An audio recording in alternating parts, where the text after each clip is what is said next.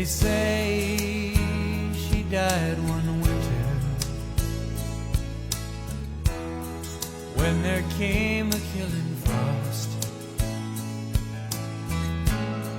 and the pony she named Wildfire